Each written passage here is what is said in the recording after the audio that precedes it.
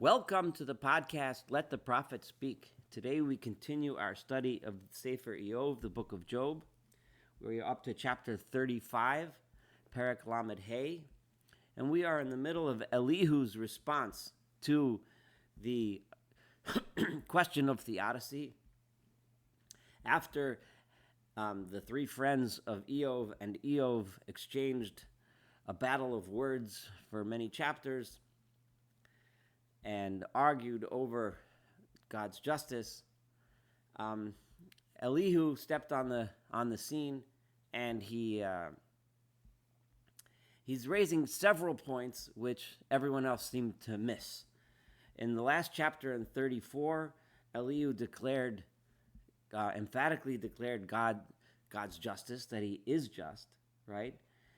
And then he also declared that even we don't understand His ways, we don't see or understand His justice, but we can and should nonetheless use the suffering that we have, the situation that we have, for growth and make ourselves better from it. We can't explain it, we can't understand it, but we're forced to, and we must use it as a way to somehow make ourselves better. No matter how bad things get, we still need to find the strength within ourselves to make the best of it, as no matter how bad things may get. So this was chapter 34. We're about to start chapter 35, in which Elihu is going to make several other points which are interesting and important. Incidentally, I want to mention Elihu does add a lot to the conversation. A lot of the things and issues that many of us have discussed over our lifetimes when we discussed or thought about, or unfortunately may have experienced issues that raised questions of theodicy, none of which really answer the question, why good people suffer, etc., but they do shed light on it from different angles, and maybe help us get through difficult situations. So let's see what Elihu has to say today. So he first begins as follows: Vayan Elihu vayamar, that's verse 1. Elihu continued his response and said as follows, verse 2: Hazos choshavto lemishpat amarto tzidki me'el. Do you think that it is proper justice? This is Elihu addressing Eov directly, because he's speaking you in the singular form. And you are saying that I am more righteous than God? I am correct, right? Tzedek here doesn't mean righteous in the sense of being good. Righteous means righteous in the sense of being correct, as in a court case, the one who ends up winning. So what he's saying here is, you, Eov, think that you're saying that I have a good case against God. I want God to come and judge me because I know I'm innocent. I know I don't deserve this. And you think, Eov, that this is proper justice, right?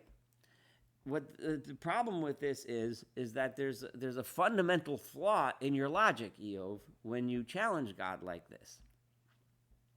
Kisomar, when you say in verse 3, Ma yiskon lach, what benefit do I get? Ma'oil mechatosi, what have I gained by not sinning? What have I gained by living a just life, right? What have I gained?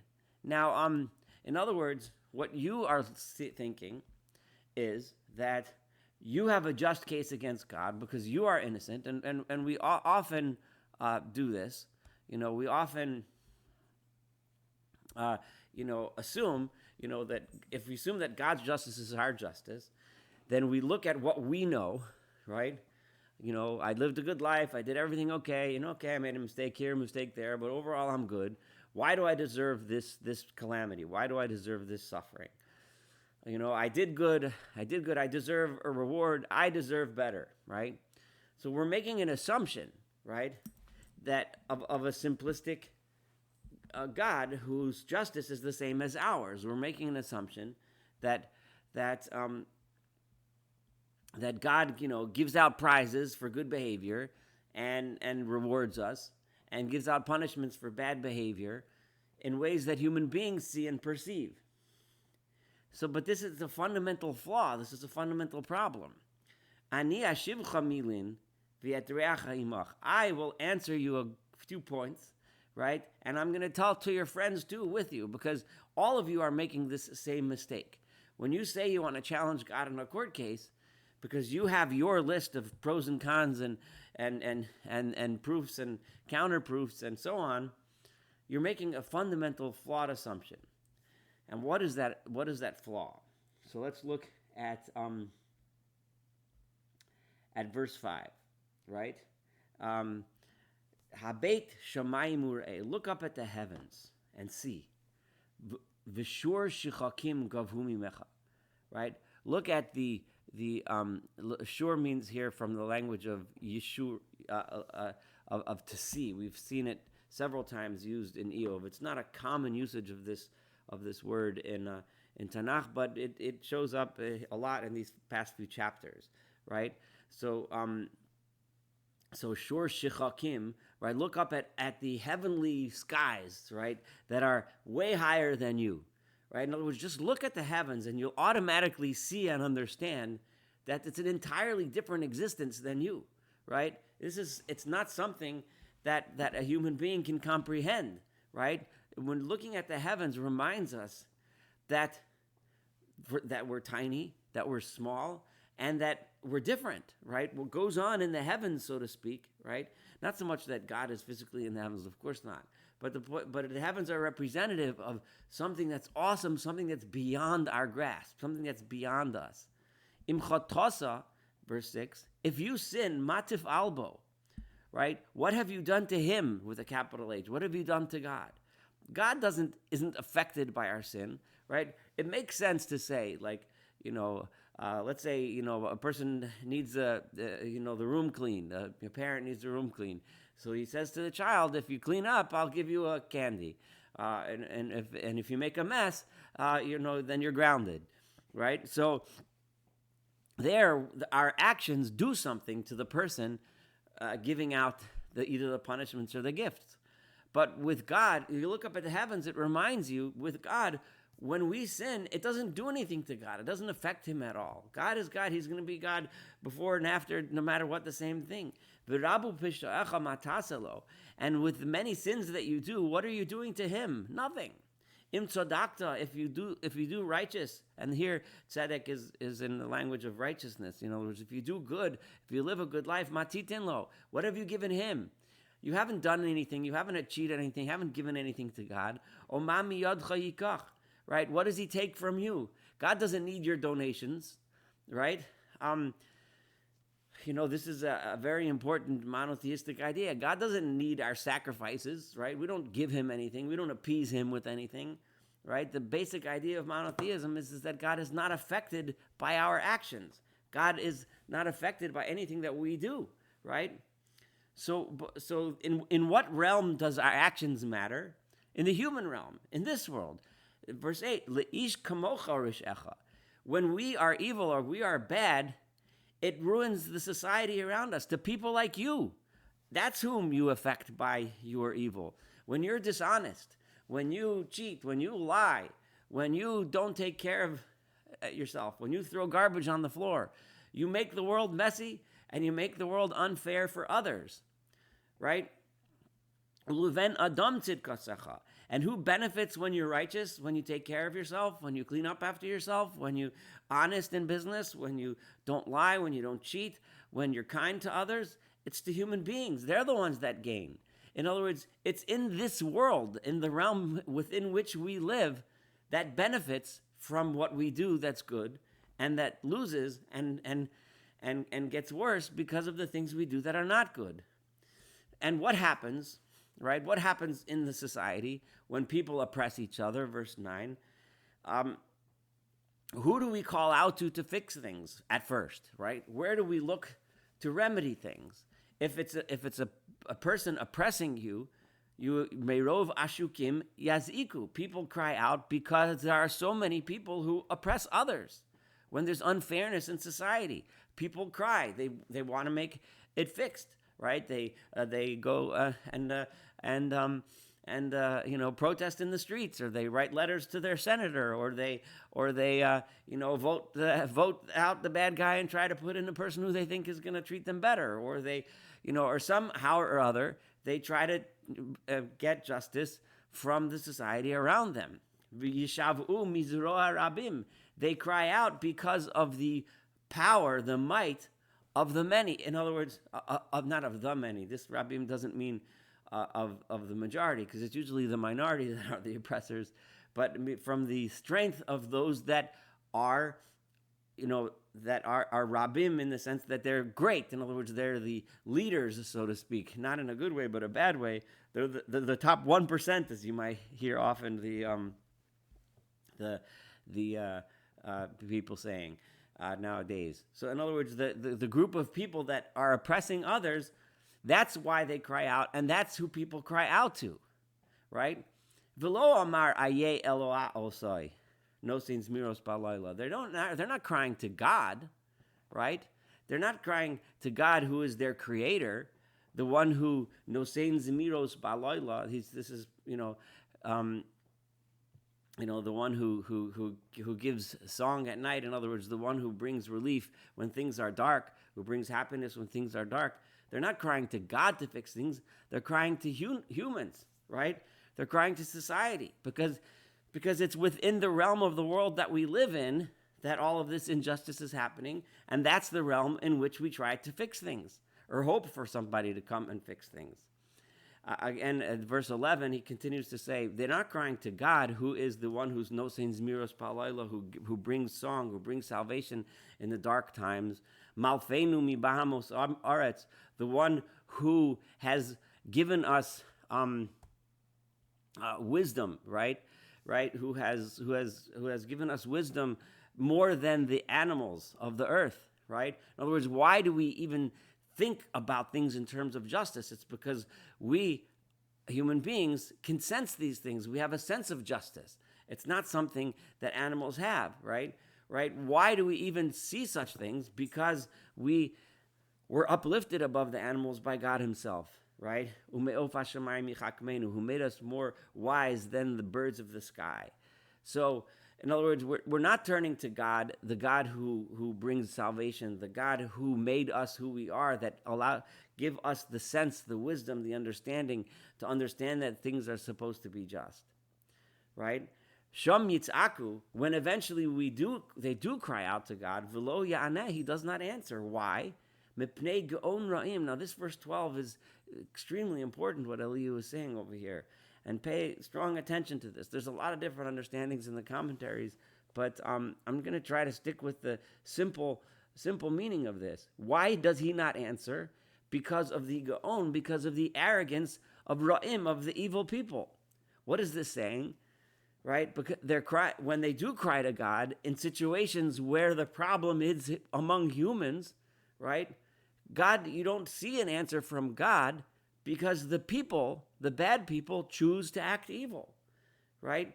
It's sometimes, when people say, how could God allow something terrible to happen? Something, God forbid, as awful, say, as the Holocaust, right? How could God do this to me? Well, it's a very important question, but part of the answer, which is, there is no real answer. Like, I want to emphasize that there's no way to really answer a question like that, and that's what this book is about. But the bottom line is that it's not God doing this. It's the Nazis in that case. It's Hitler and those that enabled and helped him, right? Achieve that awful evil, right? So it's the Gaon Ra'im, it's the arrogance of the evil people who caused the problem. So turning to God, right? When God set the world up in such a way that people can do bad to people, right? And when people try to change the society, it's very difficult. It's challenging. You try and they don't listen, right? Then you turn to God, but God is not where the problem is, right? The problem is among people, right? However, he says, right? However, verse 13, Shav, it is not true that lo yishma'el. Even though it seems that way, that when we turn to God and ask for help, it's not true that he doesn't hear, right? Of course he hears. Of course he sees, right? V'shadai lo yishurenu. It's not true that God doesn't see what's happening. He does see the suffering. He knows that these evil people are making others suffer. Afki somarlo sishurenu, right? Even though you think that he is not seeing, again, this is using this language, the root of shur, shin resh, as which is referring to seeing, God's paying attention to, right? Even though you, Eov, are saying lo sishurenu, God does not see. Din lefanav, there is a case before him, a court case utechola lo, right? So I'm waiting for him, right? And so I'm waiting for God to come and judge this case, as Eov, kept on using that metaphor, saying, "Come, God, judge and judge," as if God is not judging. No, no, no. It's not true that he doesn't listen. It's not true that he's not watching. He is watching, right? The issue here is, right, as follows. He is watching viata, because now, ki ayin, it seems like God is not there. Pokarapo, right? It seems that he's not there. So it seems like he is giving, pakarapo can be translated in many different ways, but lifkod usually means to like count out or to point out, right? Or to specify or to set aside, right? Pakarapo, right? God is bringing out his anger, right? That's what it looks like. Velo yada, but he does not know, right? And this is referring to he, the bapash ma'od, does not know that there's a long, and the word pash here is many. Does not know the long game, basically. Does not know that there is a long, drawn out, extended game here. It's a very long, very distant plan, right, that God has. So it seems like he's not paying attention, but he is. He knows, he sees what's going on, but he allows human beings to be evil to each other because human beings have decided to be evil to each other and oppress others. And then the people complain to people and they don't listen and they try to change things and it doesn't get changed. And then they suffer and then they look to God. And when God doesn't answer right away, it feels like he's not listening. It feels like it's coming from God, but it's not. Eov, and you, with all of your, demanding a court case before God, he's saying to Eov and to all of the three friends who kept on saying that it's just a simple game where, you do something good, God will give you reward. You do something bad, God will punish you. Just repent and it'll all be better. But that's not how it works. It's just not how it works. The Eov hevel yiftzeh pihu. Eov, what he is saying, the words that are coming out of his mouth are empty, are useless, are nothing. Bevli da'as milin yachbir. He's saying things. He's saying ideas without knowledge, without thinking, and he's saying yachbir. He's piling them up, right, one on top of another, on top of another. This idea that you're going to get a simple justice from God, and that if you had a court case, you'll show that you're right, is missing the whole point. It is people that are doing evil to people. It is, and God allows this to happen because that's how it works. If people would not act that way to the others, then it wouldn't happen. So he's raising a point here that's very important. Again, none of Elihu's points, or any of the points that have been made in this book so far, during all of this dialogue, really completely answers the entire picture. Of course, you can ask more questions. Why does God allow evil people to do evil to innocent people? There's still going to be more questions, but this is still a very important part of the answer, right? And that is don't ask me why God allows one person to be evil to another, right? Or, that person decided to be evil. Okay, this concludes chapter 35, which is a little shorter than some of other of Elihu's speeches, like 34, which was quite long. We have 2 more chapters of Elihu's responses in which he's going to make more and more interesting points all about this issue of theodicy. And then, of course, we're going to hear from God himself. But Elihu is bringing out points that have not been raised by the others, points that have to be brought to bear when discussing the subject of theodicy, which is, of course, an extremely difficult subject to discuss, but extremely important. And it's incredibly powerful to study it in the words of the book of Eov, And I just, there's not. It's just been a privilege to teach it and study it with you. Thank you so much for joining me. I'm looking forward to studying the next chapter 36 and, of course, the rest of the book of Eov together. Have a wonderful day.